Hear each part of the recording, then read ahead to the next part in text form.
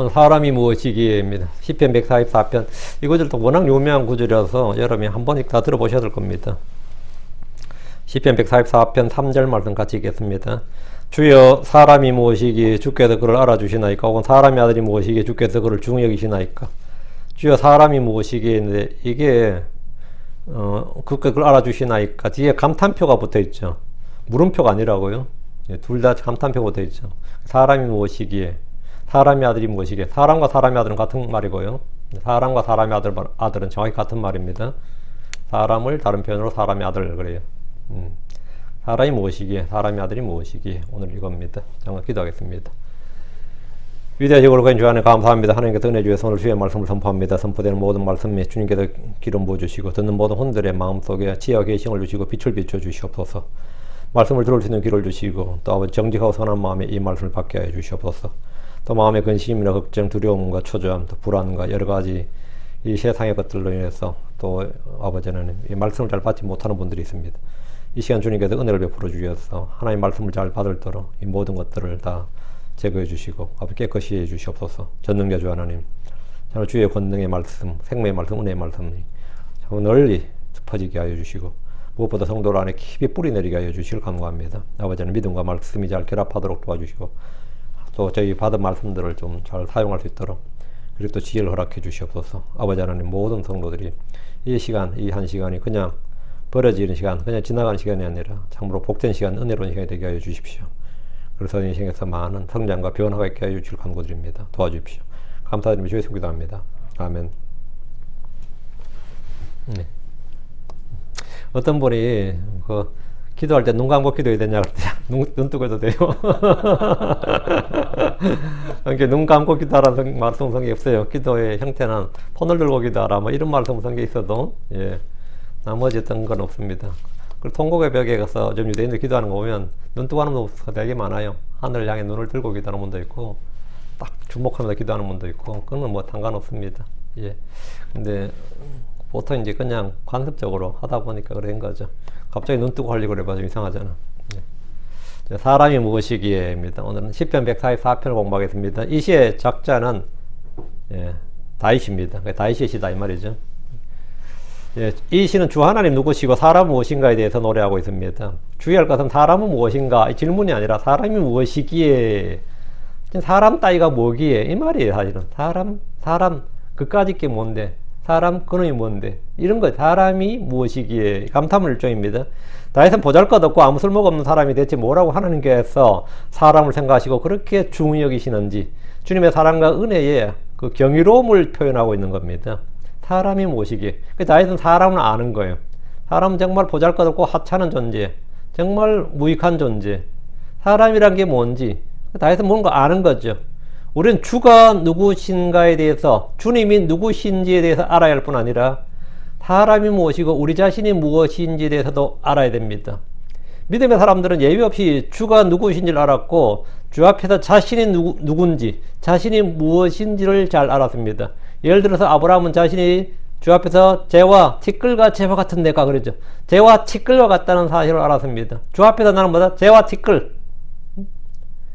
창세기 18장 21절에 이제 보소서 티끌과 재 같은 내가 감히 죽게 하려나이다. 티끌과 재 같은 내가, 나는 뭐다? 티끌과 재 같다. 아무것도 nothing이다 이 말이에요.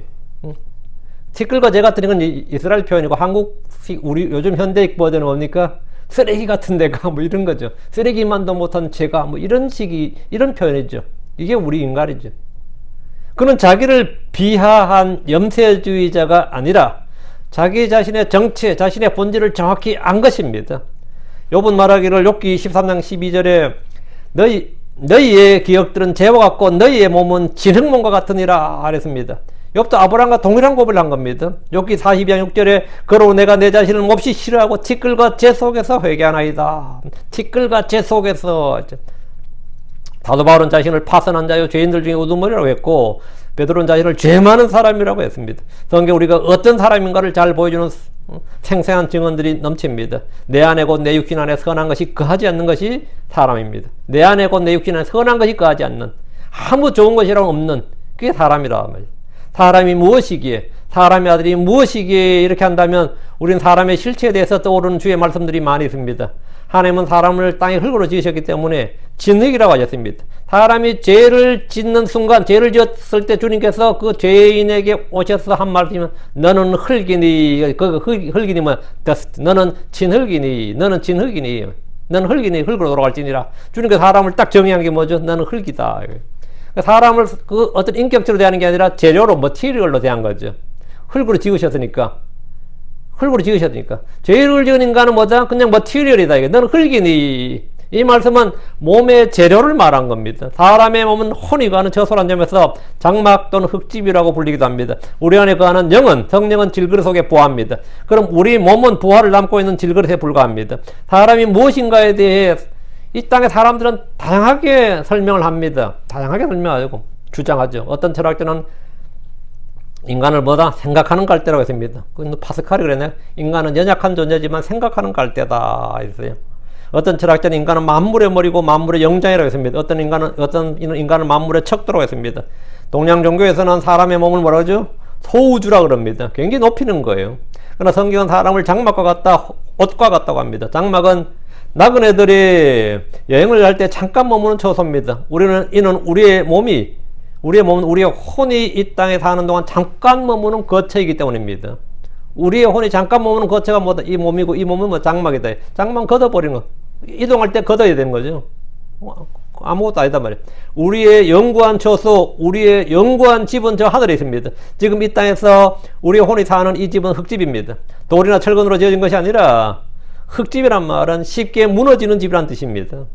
욥기 4장 19절에 하물며 흙집에 살며 뒷글로터를 삼고 하루살이에게라도 눌려 죽을 자이겠느냐. 이거 참 어때요? 흙집에 사는 사람, 흙집에 사는 주제예요, 이 말이에요. 우리의 혼은 어디 산다? 흙집에 산다고요. 뒷글로터를 삼고 하루살이에게라도 눌려 죽을 참 안타까운 일이지. 그러니까 인간이 대단해 보여도 뭐 이런 존재라는 겁니다. 사람은 무엇인가? 이걸 지금 말하는 거예요.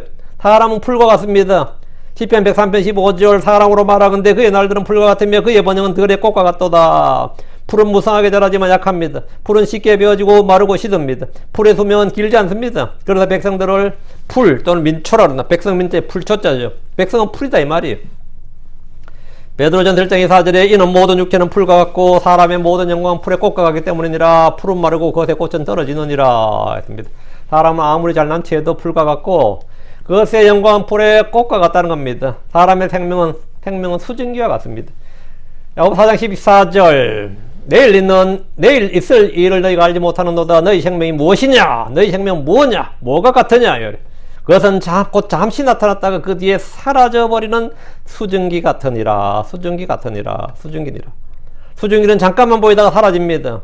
사람의 몸은 옷과 같고 혼이 옷의 몸입니다. 혼의 옷이 몸이고 혼이 몸속에 거하는 거죠. 그 실체라고요. 옷은 낡고 더러워지면 벗어버려야 됩니다. 우리 몸도 늙고 병들면 낡아지면 말이죠. 죽음을 통해서 벗게 됩니다. 사람은 주를 만나기 전까지 길 잃은 양들 같습니다. 사람은 토기장의 손에 있는 진흙과 같습니다. 사람은 베어진 나무와 같습니다. 아무리 큰 나무라도 베어지면 금방 말라버립니다. 우리의 몸이 그렇습니다. 성경은 사람이 무엇인지 누구인지에 대해서 매우 자세히 말해줍니다. 이것은 문학이나 철학이나 종교의 주제이기도 하지만 사람을 만드신 하나님보다 사람에 대해서 정확히 알고 말해주시는 분은 없습니다. 이 시편을 쓴 다윗은 사람이 무엇이기에 혹은 사람의 아들이 무엇이기에 라고 했습니다. 사람은 아무것도 아닙니다. 시편 62편 9절 확실히 지위가 낮은 자들은 헛되며 또 지위가 높은 자들도 거짓되도다. 이는 저울 안에 놓이면 그들 전체가 허무보다 가볍도다. 이는 저울 안에 놓이면 그들 전체가 허무보다 가볍기 때문이로다.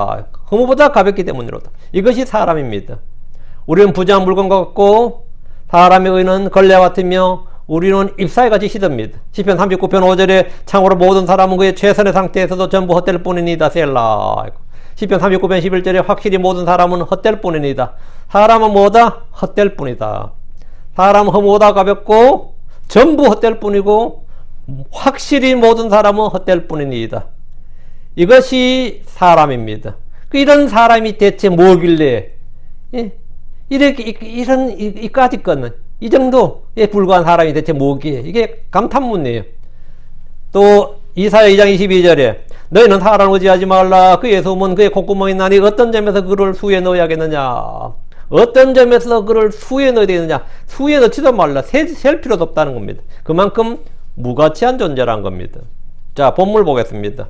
1절. 나의 힘이신 주께 복이 있도다. 그분께서 내 손을 가르쳐 전쟁하게 하시며 내 손가락을 가르쳐 싸우게 하시는도다. 나의 힘이신 주께 복이 있도다. 이래 됐죠. 이제 요거를 이제 좀 문학적인 어떤 그 운율을 좀 살려서 번역하겠다면, 나의 힘이신 주께 복이 있도다. 이 말씀을 이제 복되시도다 주 나의 힘이시여. 이렇게 되는 겁니다. 어느 게 더 좋은 것 같아요?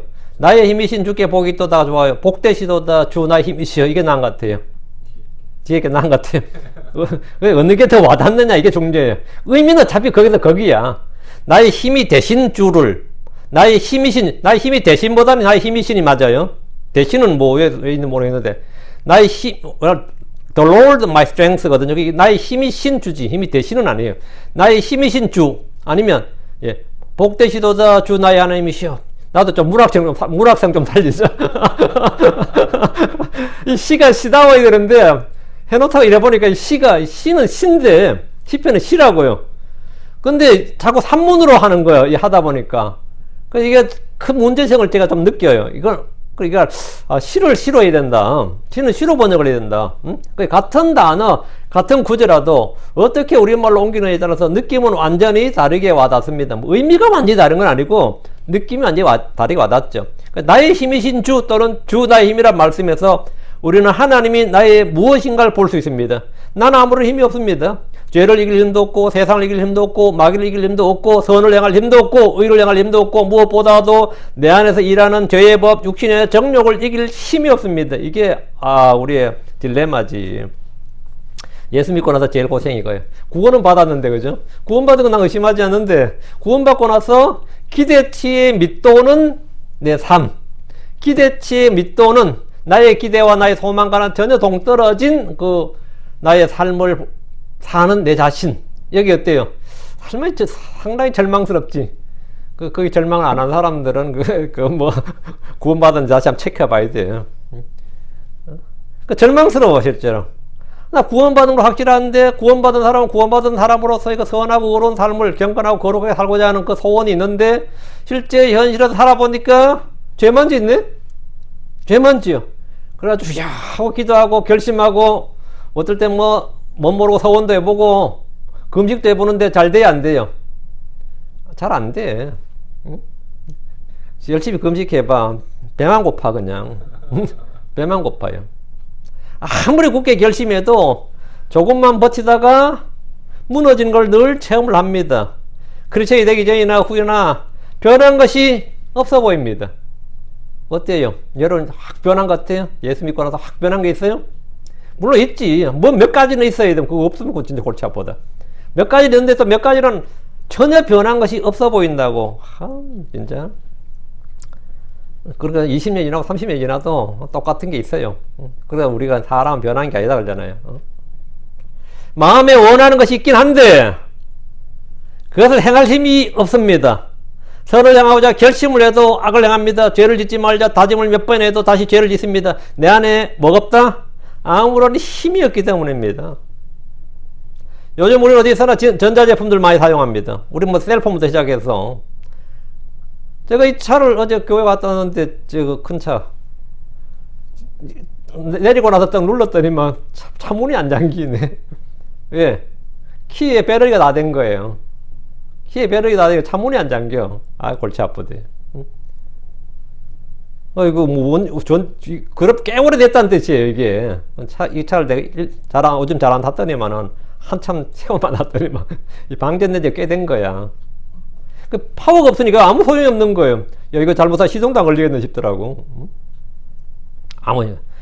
전원이 공급되지 않으면 아무리 첨단 제품도 소용이 없습니다. 아무것도 안 해요. 셀폰에 배터리가 방전되면 전화를 걸지도 받지도 못합니다. 우리 샘물이 셀폰이 고장나서 고치러 갔거든요. 그 사람 진짜 잘 고치더라고요. 이야, 너무너무 잘 다 고치고 났는데,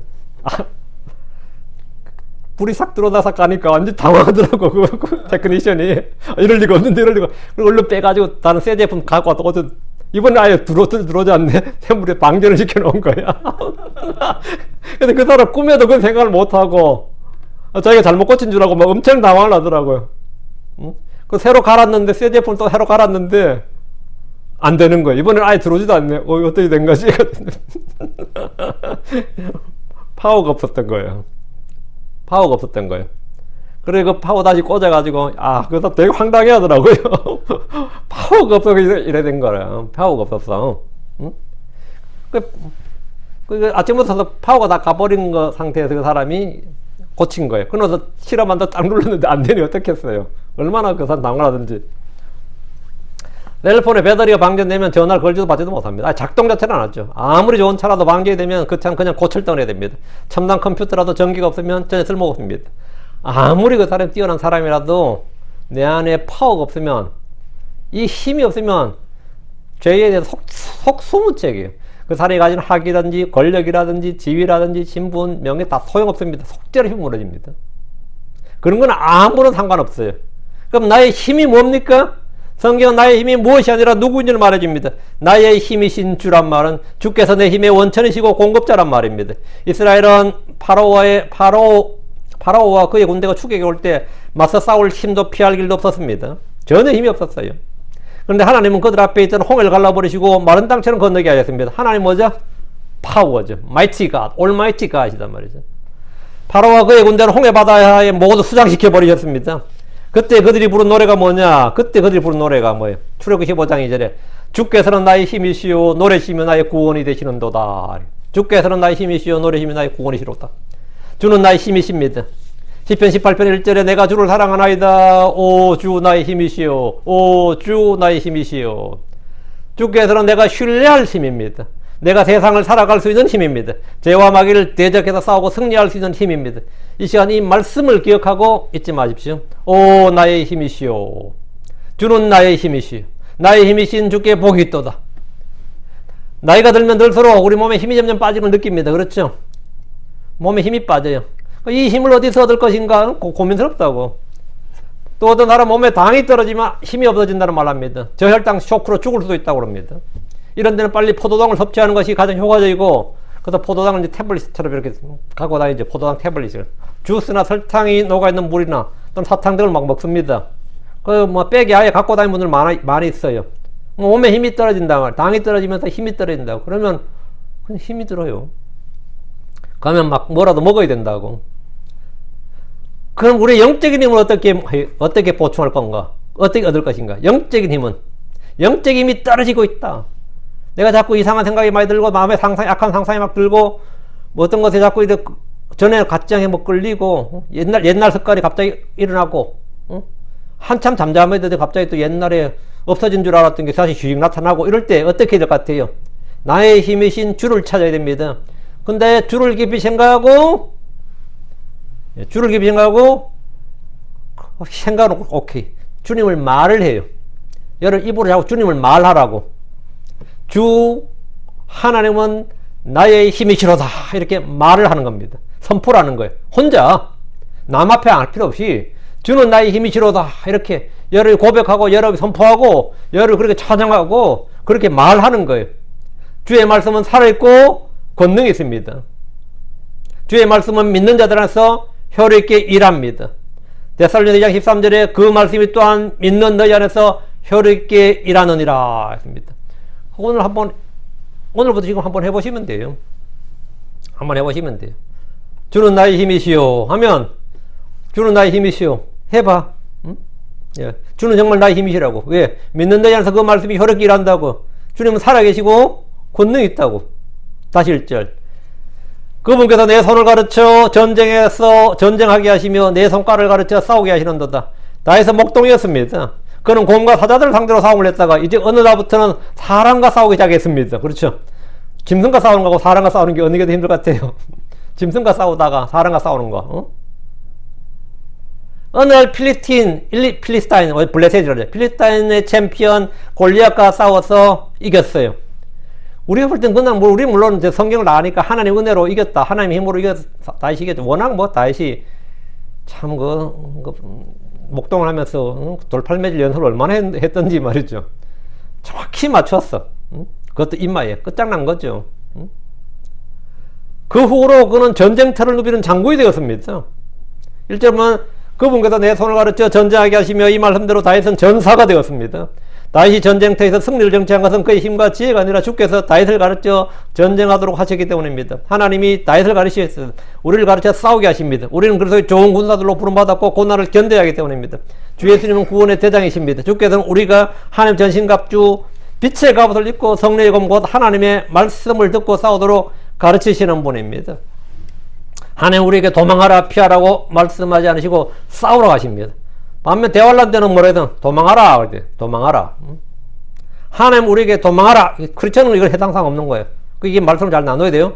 마귀를 대적하고 죄와 별리기까지 대항하고 육신을 쳐서 복종시켜야 됩니다. 싸우는 법을 배우지 못하면 승리는 없습니다. 믿는 자는 승리자고 정복자들보다 더 나은 자라는 주의 말씀에도 불구하고 많은 성도들의 체험과 간증은 넘어지고 패배했다는 것이 전부인 것이 현실입니다. 주께서는 다윗의 손을 가르쳐 전쟁하게 하시며 그의 손가락을 가르쳐 싸우게 하셨습니다. 손과 손가락을 가르쳤다는 것은 무기를 능숙하게 다루도록 가르쳤다는 말입니다. 그렇죠? 무기를 활과 칼, 돌, 하여튼 무기를 능숙하게 다루도록 가르치는 게 손과 손가락을 가르치는 거예요. 우리에게 주신 영적 무기는 기도와 주의 말씀입니다. 그게 우리 손가락으로 할 수 있는 일이에요. 주께서 내게 배우라고 하셨습니다. 주님을 따르며 배우는 자가 그분의 제자입니다. 그리고 주님이 왜 가르치겠어요? 싸우라 이거예요. 싸우면 뭐다? 승리는 노량물로 주신다는 겁니다. 2절입니다. 나의 선함이시오 나의 요새시오 나의 높은 망대시오 나의 구출자시오 나의 방패이신 그분을 내가 신뢰하나이다. 그분께서 내 백성을 내 아래에 복종케 하시는도다. 이곳은 주님이 나의 무엇이면 누구신가를 잘 보여주는 대표적인 말씀입니다. 1절에서 나의 힘이신 주라고 했고 2절에서 주는 나의 선함이시오 나의 요새시오 나의 높은 망대시오 나의 구출자시오 나의 방패시다. 이외에도 주님은 나의 무엇이면 누구신가를 찾아보면 수도 없이 많습니다. 이 말은 주는 나의 모든 것이요 모든 것이 되시는 분이란 말입니다. 주님은 나의 아버지시고 나의 왕이시고 나의 주시고 나의 하나님이시고 나의 주인이시고 나의 목자시고 나의 스승이시고 나의 머리가 되시고 나의 모든 것이 되시는 분이란 말입니다. 나의 모든 것, 주가 나의 누구인지 나의 무엇인지만 알고 믿어도 그는 승리자가 됩니다. 다윗에게 가장 좋은 것, 나의 선함이시오. 선함이 뭐 굿니스죠. 선함이 뭐예요? 가장 좋은 것. 다윗에게 가장 좋은 것, 선함은 백성들로부터는 인기나 권력이나 부와 명예가 아니라 주 하나님이셨습니다. 주님이 좋은 걸, 내가 가장 좋은 걸 줬다. 가장 좋은 빵을 줬다. 뭐 가장 좋은 금을 줬다. 가장 좋은 자리, 지위를 줬다. 뭐 그것도 좋은 거지만 주님이 나의 선함이라고. 주님이 나에게 뭐라고? 가장 좋은 거라며. 주님 얻는 게 가장 좋은 걸 얻는 거라고. 가장 큰 걸 얻는 것이고 가장 귀한 걸 얻는 거죠. 주님이 나의 선함이시다. 이거. 주님이 나의 선함이다. 응? 성도들은 하나님이 나의 선함이라고. 예. 전쟁터에서 그를 모든 적들의 위험이나 재난으로서 막아주는 방패고 요새고 망대가 주님이셨습니다. 어려움에 처했을 때 그의 구출자는 그의 충직한 부하들이 아니라 주님이셨습니다. 여러분이 코로나에 걸리든지 그보다 더한 역병에 걸린다 해도 그것으로부터 구출해 주시는 구출자는 현대학이나 특효약이 아니라 주 하나님입니다. 지금 전 세계 곳곳에 터지는 산불이나 지진이나 홍수나 가뭄이나 토네이나 쓰나미나 각종 자연재해들이나 인공재해들 또는 각종 사건 사고들 총기 사고든 교통사고든 무슨 테러든 각종 재해들로부터 우리를 건져주시는 분은 누구다? 나의 구출자, 나의 방패는 누구예요? 주님이다. 이거. 그래서 그분을 내가 신뢰하나이다. 그분을 내가 신뢰하나이다. 내가 신뢰할 분이 있다는 것이 얼마나 복된 일입니까? 여러분은 믿을 친구도 친척도 가족도 없을 겁니다. 회개가 있다 그러면 지금 평화로울 때라서 그래요. 그러니까 믿을 만하지. 저는 우리가 위기에 처해보고 저는 어떻게 믿어 싶지. 많은 사람들이 애써 무시하고 간과하지만 가장 위험한 존재는 내가 가장 신뢰했던 사람들 중에 항상 있습니다. 항상 있어요. 어떤 사람이 가장 위험한 존재는 배우자 또는 자식들입니다. 어떤 사람이 가장 위험한 존재 누굴 것 같아요? 의사가 좀 더 살려면 살 수 있는데 어떻게 할까요? 그럼 떼세요. 누굴 것 같아요? 누굴 것 같냐고. 에이, 며칠 더 살아 뭐예요? 떼세요. 할 사람이 누굴 것 같아요? 저는 여기서 봤어요. 자식이 한국 살아가지고 급히 불러가지고 급히 불러서 했는데, 그 자식이 오자마자 하는 게 떼세요였습니다. 떼세요. 참 언니가 안타까워, 그 언니가 안타까워했지. 근데 그 법적 권한이 자식이 우선이니까, 언니가 아니라 자식 우선이니까, 예. 자식이 떼세요 하는데 뭐 어떡해. 그래서 뗐지. 그 어떤 사람이 가장 위험한 존재는 가장 가까운 사람인데, 사람은 신뢰할 존재가 될 수가 없습니다. 사람 자신이 가장 신뢰했던 것 때문에 망하는 일이 허다합니다. 그러나 주를 신뢰한 자는 안전합니다. 주를 신뢰한 자는 복이 있습니다. 주를 신뢰한 자에게는 주께서 방패가 되십니다. 다시 2절. 그분께서 내 백성을 내 아래에 복종케 하시는도다. 이거는 권위는 어디서 오는가 이거예요. 권위는 어디서 오고, 권력, 권위, 힘. 나의 다윗의 리더십, 통치권, 힘과 권위의 출처를 밝히고 있습니다. 많은 통치자들이 더 큰 권세와 힘을 얻기를 원합니다. 권위를 세우기 위해서 많은 노력을 합니다. 그러니까 뭐 마오쩌둥 같은 그런 모택동 같은 사람은 권력은 총구로부터 온다잖아요. 또 미국에는 뭐냐, 권력은 뭐로부터 돈으로부터 온다. 이 자본주의니까 돈으로부터 온다 그러죠. 그 권위를 세우기 위해서 많은 노력을 합니다. 다윗이 왕으로서 이스라엘을 통치할 때 그의 힘은 여론의 지지나 강력한 군대나 튼튼한 경제력에서 오는 것이 아니었습니다. 그의 통치력과 백성을 복종케 하는 권위는 주님으로부터 나옵니다. 일단 뭐 워낙 뭐 군사력이 강하고 뭐 이 총기 그런 게 있으면 꼼짝 못 독재할 수 있죠. 뭐 수십 년 최소한. 그것도 워낙 경제력이 좋으면 뭡니까? 싱가포르 같은 나라, 여러분 어떻게 생각해요? 싱가포르 같은 나라. 리칸유가 싱가포르를 만들어가, 그 도시국가입니다. 그 사실은 버려진 땅에 나라를 만들어버린 겁니다. 그거. 버려진 땅에. 근데 지금은 그 주변 지역이 다 싱가포르로 다 모여들어요. 그 작은 도시 국가에. 거기 먹을 게 있거든. 그 싱가포르는 지금 아버지, 아들, 손자 이렇게 지금 북한처럼 그렇게 이어지고 있는데, 북한은 3대 세습 난리치지만 누가 싱가포르에 뭐라 그러는 사람 없잖아요. 왜 뭐라 그러지 않을 것 같아요? 잘 먹이니까. 싱가포르는 코로나 때도요, 전혀 문제 없었습니다. 왜? 이 사람들이 워낙 이 국부들이, 그 싱가포르의 리칸유라든가 그 초기 해왔던 사람들이 후손들을 위해서 전 세계 곳곳에 투자를 해놓은 거예요. 전 세계 곳곳에 빌딩이나 부동산이나 채권이나 뿐만 아니라 금을 그렇게 사가지고 딱 재놓은 거예요. 그러니까 전쟁이 나서 사실 뭐 해도 몇십 년은 전혀 문제 없을 만큼 재놨어요. 참, 그 양반들 참. 그러니까 국민들이 니들 다 해먹어라 이거야.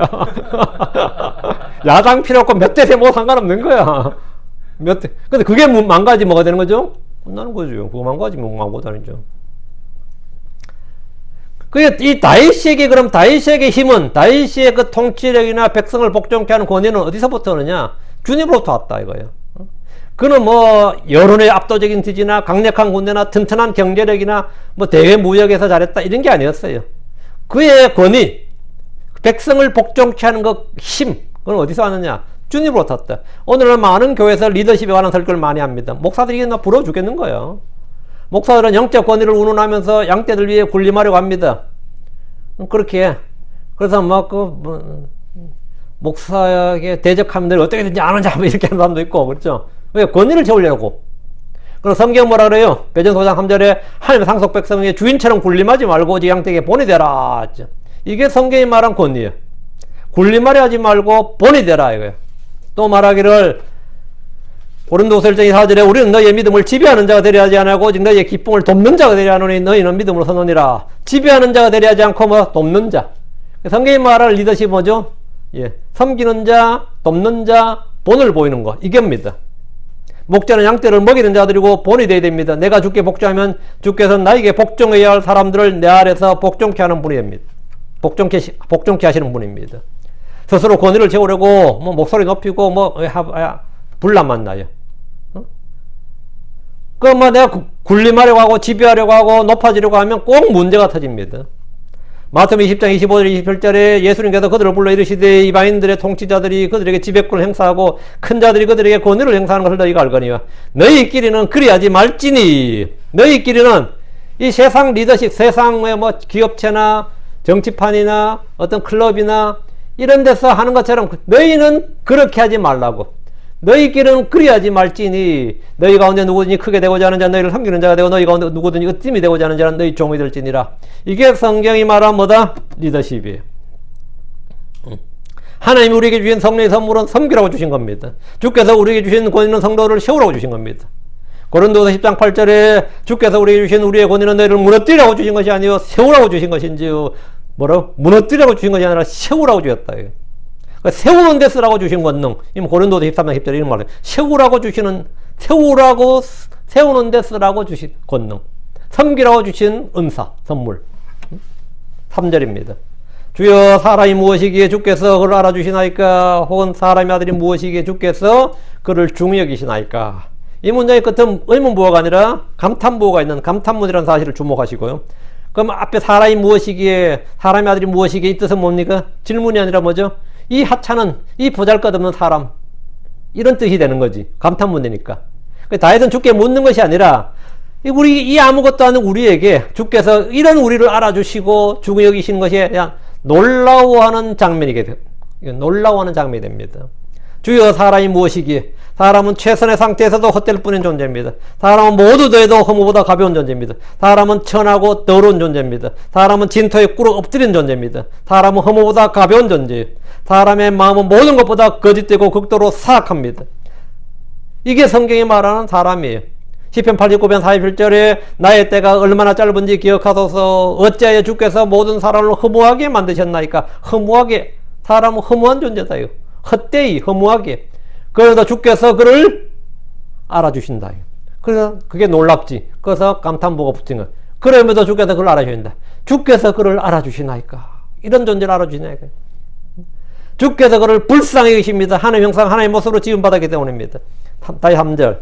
혹은 사람의 아들이 무엇이기에 주께서 그를 중히 여기시나이까? 사람과 사람의 아들은 같은 말입니다. 사람의 아들이 무엇이냐고 한다면 그의 소문 콧구멍에 있으며 셀 가치도 없는 존재입니다. 아까 이사야 2장 22절 했죠. 너희는 사람을 의지하지 말라. 그의 소문 그의 콧구멍에 있나니 어떤 점에서 그를 수에 넣어야겠느냐 했습니다. 모든 사람은 죄인입니다. 모든 사람은 죽을 수밖에 없는 존재입니다.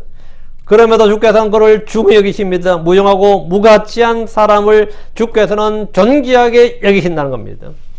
4절.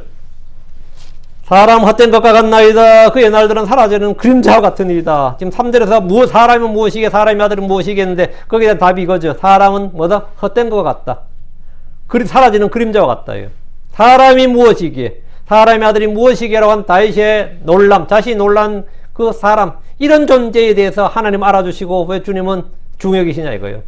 사람은 허무한 존재고 진토에 꿇어 엎드린 존재로 헛된 것과 같습니다. 사람은 헛된 것과 같나이다. nothing이다 이거예요. 우리는 스스로를 높이지만 주님의 평가는 냉정합니다. 사람은 헛된 것입니다. 그의 날들은 사라지는 그림자와 같은 일이다.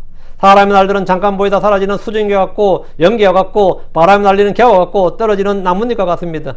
때로 아침의 안개는 앞의 시야를 가릴 정도지만 해가 뜨는 시각이면 흔적도 없이 사라지고 없습니다. 사람의 날들은 사라지는 그림자와 같습니다. 그런데 헛된 것과 같고 사라지는 그림자와 같은 사람을 중히 여기십니다. 그래서 그분은 자신을 주셨습니다. 그래서 주님은 자신을 주셨다 이거예요. 5절입니다. 당신의 하늘들을 굽히소서 주여 내려오소서. 무슨 말 같아요? 주의 재림이죠. 지상 재림입니다. 당신의 하늘들을 굽히소서 오 주여 내려오소서. 산들의 손을 대소서 그리하시면 그것들이 연기를 내리이다. 산들의 손을 댄다. 이 말은 뭐죠? 그러면 그것들이 연기를 내리이다. 화산 폭발 아니겠고 뭐겠어요? 주의 재림의 징조입니다. 지상 재림의 징조가 뭐냐면 하늘과 땅이 달라붙는 것처럼 하늘이 쫙 높은 하늘이 아니라 하늘과 땅이 붙은 느낌. 왜 그럴 것 같아요? 주님이 오실 때 구름과 함께 오시기 때문입니다. 그럼 그 강력한 구름과 함께 오면 사람 시야에는 어떻게 되는 거죠? 하늘과 땅이 하나가 되는 거지. 구름 때문에. 근데 그러면 이게 뭐 좀 놀랍죠. 근데 산들에 손을 낸다. 그럼 연기와 구름, 그러면 땅과 하늘은 완전히 구분이 안 가는 겁니다. 우리가 여기 산에 판불이 나던 말이죠. 짙은 그 구름과 하산재 또 그 그레이로 변하면서 흰색 그레이로 변하면서 날씨 흐려지면 해는 또 구름이 가려지고 하면 어때요? 하늘과 땅이 구분이 안 가요. 어디가 땅이고 어디가 하늘이 구분이 안 간다고. 산같이 안 보여버린다고. 하늘과 땅이 구분이 안 간다고. 이게 5절이 그 이야기예요. 구분이 솟아오라 됐지. 이게 바우 또는 보우 하죠. 바우하면 절하다고 보우하면 활이라는 뜻인데 구부린다는 말이에요. 당신의 하늘들을 구부리소서. 당신의 하늘들을 굽히소서. 구부리소서. 오 주여 내려오소서. 이 말씀은 출애굽 때 시내산에 오신 주님 모습을 배경으로 하는 겁니다. 주의 지상 재림 때 주께서 구름들과 함께 내려오시면 마치 하늘이 땅에 붙은 것처럼 보일 겁니다. 아마 그 시내산을 봤을 때 주님께서 시내산에 강림하셨을 때 이스라엘 사람이 본 하늘이 어땠을 것 같아요? 시내산하고 붙었지 거의. 응? 붙었지. 지상 재림 때 땅에서 보면 하늘들이 굽은 것처럼 보입니다. 다윗의 그 기도. 다윗은 지금 주의 재림을 기도하고 있습니다. 산들의 손을 대서서 그리하시면 그들이 연기를 내리이다. 그것들이 산들이 말이에요. 주께서 시내산에 오셨을 때 모습을 한번 보시면 돼요. 출애굽기 19장 18절에 시내산이 온통 연기로 자욱하니 시야가 가려지는 거죠. 산이 온통 연기로 자욱해버리면 그럼 구름과 연기와 하늘이 그냥 하나가 돼버린 겁니다. 시야에는. 시내산이 온통 연기로 자욱하니 이는 주께서 불 가운데서 그 위로 내려오셨기 때문이더라. 그곳의 연기가 화로의 연기같이 위로 올라가고 온 산이 크게 진동하더라. 그때 백성들은 연기나는 산을 봤습니다. 주의 재림의 징조는 해와 달과 별들 그리고 땅의 산들이 직접 보여주는 겁니다. 그날의 사람들은 하늘에서 주의 오심을 직접 보게 될 겁니다. 6절 번개를 내리쳐 그들을 흩어지게 하소서. 주의 화살들을 쏘아 그들을 멸하소서. 재림하시는 주님이 하시는 일이 전쟁입니다. 대환란 때 이 땅에는 주를 대적하는 무리들로 가득하며 주의 백성들을 핍박하는 일이 넘치기 때문입니다. 용과 짐승과 거짓 예언자들 그리고 땅의 왕들이 함께 모여 주를 대적할 때 주님은 그들을 멸하시는데 그때 사용되는 무기가 번개입니다. 번개와 천둥, 해오리 바람, 불은 주께서 사용하시는 전쟁 무기며 징벌의 도구입니다. 본문의 번개를 주의 화살들이라고 기록하고 있는데 시편 18편 14절에도 같은 말씀이 있습니다. 시편 18편 14절 그뿐 아니라 그분께서 그분의 화살들을 보내서 그들을 흩으셨도다. 그리고 그분께서 번개들을 쏘셔서 그들을 쳐부셨도다. 하나님께서 하늘에서 보내는 화살들 하면 둘 중에 하나죠. 번개 아니면 뭐죠? 우박이지. 번개 아니면 우박이에요. 우박은 헤일스톤, 돌이라고요. 그러니까 큰 우박을 내려보내면 뭐 된 거죠? 그게 맞으면 죽는 거예요. 죽어요. 번개 아니면 우박이라고요. 여기서 이제 번개고요. 본문에서는 예. 가나안 정복 전쟁 때는 우박들을 사용해서 원수들을 죽이셨습니다. 그날엔 주의 화살 즉 번개들을 사용해서 죽이실 겁니다. 스가랴 9장 14절 주께서 그들 위로 나타나 보이시고 자신의 화살을 번개같이 나가게 하시며 주 하나님께서 나팔을 보시고 남쪽에 해오리 바람과 함께 가시리라. 여러분 화살, 번개, 해오리 바람 모두 재림의 징조들입니다. 지금 번개는 천둥과 더불어 자연현상 중에 하나로 보이지만 그것이 강력한 무기가 되고 무기가 되면 많은 사람들이 죽게 될 것입니다. 근데 이런 사실을 아는 사람 거의 없습니다. 그러나 성경 신자들은 이 사실을 다 압니다.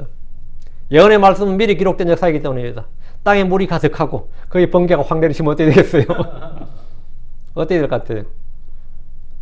제가 어릴 때는 낚시 그물 이런 거 많이 봤어요.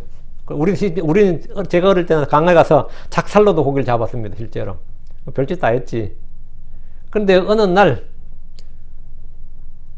제가 깜짝 놀란 낚싯복을 봤어요. 그게 뭔지 아세요? 전기였어요. 이야, 그건 너무했더만. 그 호수, 그렇게 큰지 않은 곳인데, 거기 고기 많을 거예요, 분명히. 항상 거기 와서 하는 게. 근데 이제 겨울철쯤 되면 어떻게 되죠?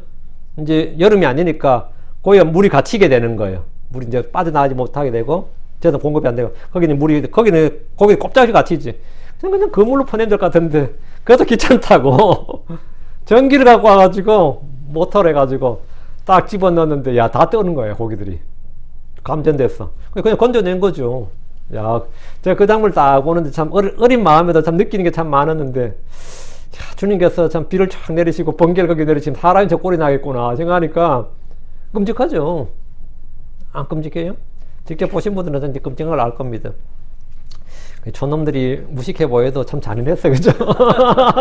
순박한 촌놈이란 없어요. 순박한 시골, 농부, 순박은, 내가 시골에서 자라봤는데 하나도 안 순박했어. 순박한 시장 아줌마, 아닙니다. 사기 잘 칩니다. 적을 속여 먹고 사기치고, 몇 푼 되지 않는 거 사기치고요. 순박한 시골 아줌마, 그런 거 없어요. 순박한 어부, 사람은 다 사악한 죄인입니다.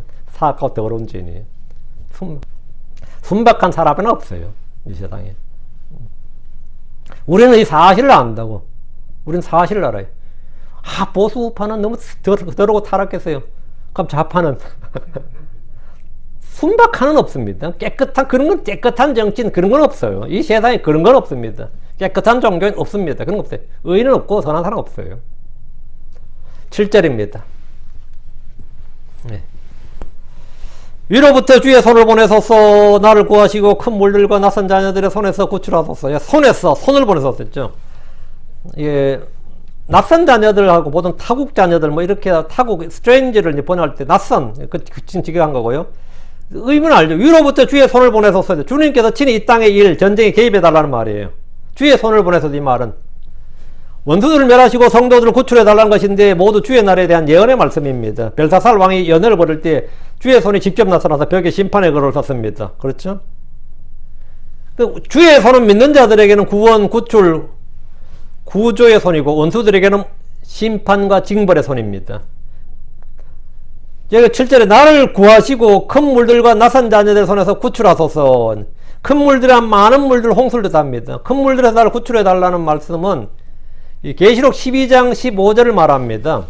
계시록 12장 15절에 보면 뱀이 자기 입에서 여자의 뒤로 물을 홍수같이 내뿜어 그녀를 홍수에 떠내려가게 하려 하되 이 나오죠. 뱀이 자기 입에서 여자의 뒤로 물을 홍수같이 내뿜다. 수장시켜 버리는 거죠. 용은 홍수를 일으켜서 이스라엘을 멸하려 하지만 주께서는 땅에 입을 벌려서 그 홍수를 삼켜버리심으로써 이스라엘을 구출하시는 겁니다. 물은 문자 그대로 물이에요. 홍수나 큰 물, 문자는 물이고, 이 성경에서 물들의 또 하나 이제 의미는 뭐냐면, 큰 물들의 또 하나 의미는 계시록 17장 15절에 나오지. 이건 성경이 스스로 설명하니까 우리 해석이 필요치 않습니다. 계시록 17장 15절에 또 그가 내게 이르되 내가 본 물들은, 내가 본 물들, 곧 음녀가 앉아있는 물들은 백성들과 무리들과 민족들과 언어들이니라. 물들이 해석이 뭐죠? 백성들, 무리들, 민족들, 언어들이다 말이에요. 이 본문에서는 뭐겠어요? 이 두 가지는 물들에서 큰 홍수에서 건져달라. 또 사람들이 이스라엘 향해서 물들처럼 홍수처럼 밀려든다고요. 아마겟돈으로 몰려드는 거죠. 유프라테스 강에서 아마겟돈으로 몰려드는 거잖아요. 그 백성들과 무리들과 민족들과 언어들로부터 우리를 뭐다? 건져달라. 구출하소서. 이거죠. 실제로 지금 구출하소서. 그럼 이 기도는 전능자의 큰 날에 있을 전쟁에서 모여드는 땅의 모든 족속들로부터 구출해달라는 뜻이 되는 거죠. 그러면. 그렇죠? 구출해 주소서. 이 기도는 당연히 주님께서 응답해 주시는 거지. 응답해 주시니까 그들을 건지시는 거죠. 구출해 주소서. 이렇게 주님께서 말씀하죠. 구출해 주소서입니다. Deliver me out of. Deliver, 구출이에요. 빼내 주소서. 우리 성은 좀 이상하다. 빼내어 건지소서로 되네. 이게 아니고, 건져 주소서. 구출해 주소서가 되겠습니다. 땅의 모든 족속들보다 구출해 달라. 이 말이에요. 구출해 달라. 그러나, 이게 지금 다윗은 자기 개인의 경험을 바탕으로 또 기도를 하면서 예언자로서 뭐 하는 거죠? 주의 나라에 있을 이스라엘 백성들의, 주의 성도들의 구원을, 구출을 기도하는 겁니다. 이거 분명히 제림의 시편이란 것은 뭐 눈에 딱 그냥 봐도 알겠죠. 이건 제림의 시편이다. 알겠죠. 좀 길어서 15절까지 길어서 다 하긴 좀 그렇고 오늘 여기까지 7절까지 하고 8절부터는 내일 하겠습니다. 오늘 여러분이 말씀을 통해서 주님께서 나의 무엇이 되시고 나에게 누구신가를 정확히 아시고 주님 앞에서 힘들 때마다 그 힘이 부족할 때마다 주는 나의 힘이신 주께 복이 있도다. 이렇게 나의 힘이신 주께 복이 있도다. 아니면 복되시도다. 주 나의 힘이시여. 이게 좋겠다. 주 나의 힘이시여. 이걸 외쳐요. 항상. 이게 여러분이 마치 아주 전원을 공급하는 것 같은 겁니다. 여러분이 영적으로 힘이 떨어지고 몸에 당이 떨어졌다 싶을 때 내 몸에 이 당이 떨어졌다 힘이 떨어졌다 싶을 때 항상 뭐하라? 기도하고 뭐하고 성경 읽고 다 좋은데 주를 불러요. 주를 찾고 주를 부르라고. 주 나의 힘이시여. 이렇게. 나의 힘이신 주여. 이렇게 해서 뭐라고 부르든 간에 주 나의 힘이시여. 주의 말씀은 살아있고 권능이 있습니다. 주의 말씀 살아있고 믿는 자 안에서 효력이 일합니다. 그러면 여러분 속에 이 놀라운 힘이 죄를 이길 수 있는, 세상을 이길 수 있는, 또 유혹과 시험을 이길 수 있는 힘을, 고난을 견딜 수 있고 이길 수 있는 힘을 얻게 될 겁니다. 주 나의 힘이시여. 오늘 이거 하나 외우면 돼요. 사람 아무것도 아닙니다. 내 안에 선한 것이고 이길 힘이 없어요. nothing이에요. 난 아무것도 아닙니다. 그러나 주님은 나의 모든 것이 되신다. 오케이. 오늘 여기까지 기도합시다. 은혜로운 주 하나님 감사합니다. 하나님께서 참 저희의 힘이시고 또 요새시고 방패시고 또 모든 것이 되어주셔서 감사합니다. 저희의 구출자시고 구원자시고 구조자신 주님, 저희가 이 땅에서 살아갈 동안 정말 저희 안에는 아무 선한 것이 없고 힘이 없습니다.